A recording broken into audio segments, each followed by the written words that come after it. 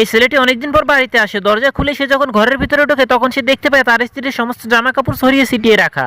এটি দেখে ছেলেটি অবাক হয়ে যায়। এরপরে তার স্ত্রীর জন্য আনা সমস্ত গিফট সোফার উপরে রেখে সে সামনে এগোতে শুরু করে। এরপরে সে হাত দিয়ে একটি কাপড় ধরে দেখে নোংরা কিনা, কিন্তু না, সম্পূর্ণ পরিষ্কার একটি কাপড়। এরপরে ছেলেটি একটু সামনে এগিয়ে দেখে শুধু যে জামা নিচে পড়া তা নয়, মেয়েটির একটি আন্ডারওয়্যারও নিচে পড়া।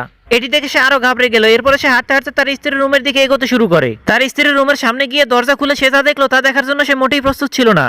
সে দেখলো তারই ঘরে তারই অবর্তমানে তার স্ত্রী আরেকটি ছেলের সাথে শারীরিক সম্পর্ক করছে। এটি দেখে সে নির্বাক হয়ে যায়। এরপরে চিৎকার চেঁচামেচি না করে সেখান থেকে চলে যায়।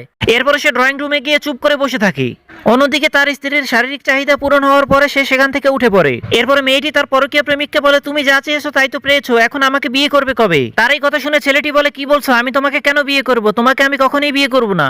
তার এই কথা শুনে মেয়েটি অবাক হয়ে যায়। এরপরে তাকে বলে, তাহলে তুমি আমার সাথে এতদিন কেন অভিনয় করলে? তার এই কথা শুনে ছেলেটি বলে, আমার যা চাওয়ার ছিল আমি তা পেয়ে গেছি, আমি তোমাকে বিয়ে করব না। তুমি তোমার স্বামীকে রেখে আমার সাথে এত কিছু করতে পেরেছো, আমাকে রেখে যে তুমি অন্য কারোর সাথে এসব করতে পারবে না তার গ্যারান্টি কি?